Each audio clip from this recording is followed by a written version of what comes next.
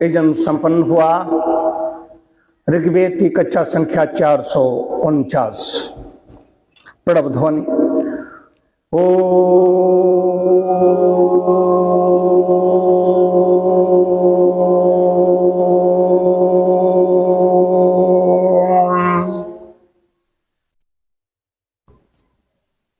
चार सौ 49वीं कक्षा है। कक्षा तो बाद में शुरू करेंगे, लेकिन पहले एक बात ये बताना चाहता हूं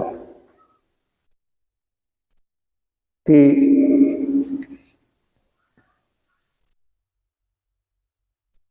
जो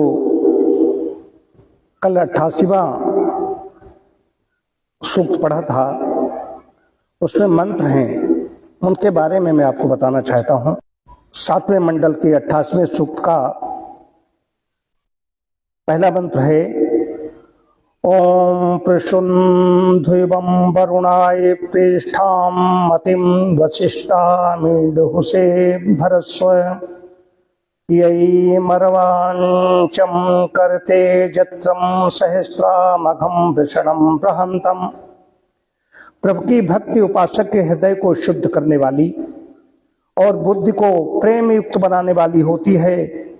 जो ईश्वर सूर्य को हमारे सामने उपस्थित करता है, बड़ा ही सामर्थ्यशाली है, इसीलिए वो स्तुति के योग्य है। दूसरा मंत्र है ओम अधानवस्य सन्दृशं जगन्वान ग्रेरनीकं वरुणस्य मनसि सूर्यदश्मन्नधिपावन्धोभिमा वपुर्दृशये निनीयात।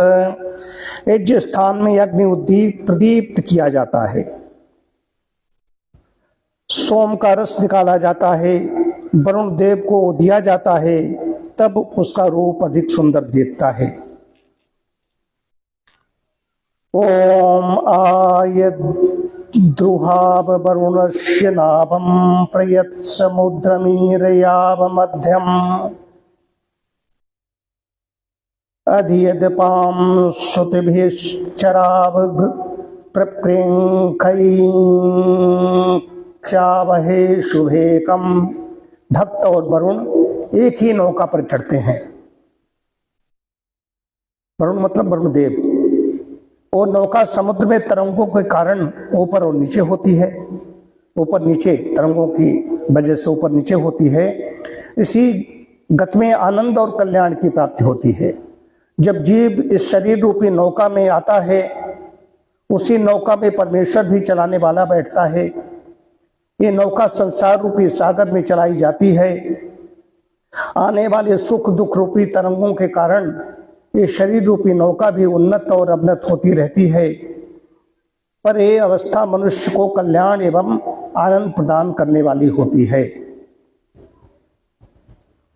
ओम वसिष्ठं वरुणो नाभ्याधादशिं चकार स्वपावहोभिः स्तोतारं विप्रः सुदिनत्वे अहिर्नाम यानुद्यावस्ततनन्या दुशासः। ये शरीर रूपी नौका ईश्वर ने बनाई, उस नौका पर साधक को बिठाया और उसे ज्ञानी तथा कर्म का कर्ता बनाया। साथ ही काल का निर्माण करके शुभ दिनों का सृजन किया, ताकि इन शुभ दिनों के में उत्तम कर्म करके ये जीव उत्तम स्थान पर पहुंचे। ये चौथा मंत्र था। पांचवा मंत्र है ओम कोत्यानि नौ सख्या बभूवुः सचावहि यद्ब्रकं पुराचित बृहंतं मानं वरुण स्वधावः सहस्त्रद्वारं जगमाग्रहं ते। जीव और ईश्वर के बीच मित्रता प्राचीन है, सनातन है। वो कब हुई किसी को भी पता नहीं। इन दोनों की मित्रता में निष्कपटता है। ये मित्रता सदा स्थिर रहे, ऐसा ये जीव चाहता है। उसकी इच्छा सदा प्रभु के विशाल घर में रहने की होती है। छठा मंत्र है ओम ये आपिर्नित्यो वरुण प्रियः संत्वा मागांसि कृणवत् सखाते मात एनस्वन्तो यच्छिन्भुजे यन्धि स्वां विप्रः स्तवते वरुथम्। भक्त कहता है, हे प्रभु, मैं तुम्हारा सनातन बंधु हूं, तुम्हारा प्रिय मित्र हूं। अब मुझसे थोड़े से अपराध हुए तो क्या तुम मुझे उसके लिए दंड दोगे?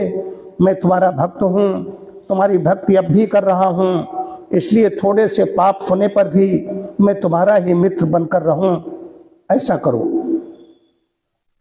7वां मंत्र है, ओम ध्रुवा सुता सुक्षति सुष्यन्तो व्यस्मत्पाशं वरुणो मुमोचत अवो वन्माना अदितेरुपस्था दिव्यम पात स्वस्तिभिः सदा नः। ये मनुष्य शरीर अस्थिर होते हुए भी स्थिर सा प्रतीत होता है। इस शरीर को पाकर मनुष्य परमात्मा की ही भक्ति करे। परमात्मा की भक्ति करने पर मनुष्य हर तरह के बंधनों से मुक्त हो जाएगा। तब उसे सर्वशक्तिमान परमात्मा के संरक्षण प्राप्त होंगे। इस 88वें सूक्त में 7 मंत्र हैं।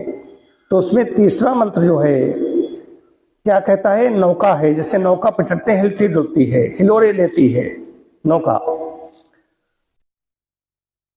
समुद्र की बात कर रहा है वेद, समुद्र में। ठीक वैसे ही ये दिव्य नौका है, इस पर बैठ करके संसार सागर से तरना है। इस शरीर रूपी दिव्य नौका में जीवात्मा बैठा हुआ है,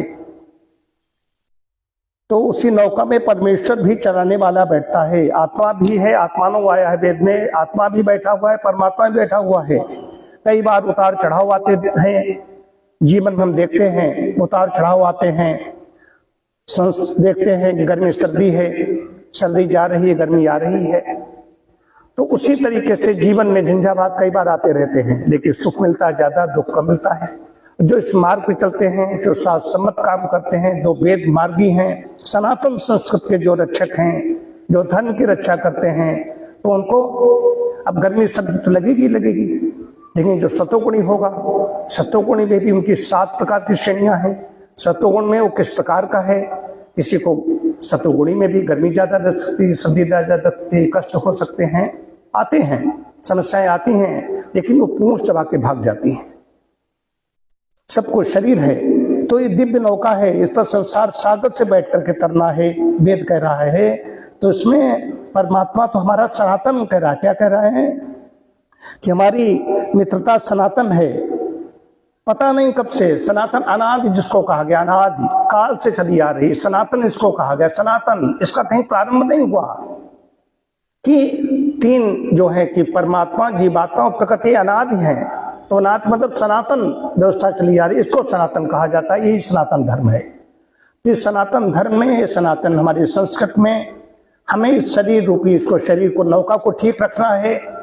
इस नौका को ठीक रखेंगे तभी संसार सागर से हम बाहर निकल पाएंगे, पार कर पाएंगे, मोक्ष को प्राप्त कर पाएंगे। ये प्राय है। इसलिए सूक्त मैंने आपको ये कल वाले बताए। अब आगे कक्षा प्रारंभ करते हैं।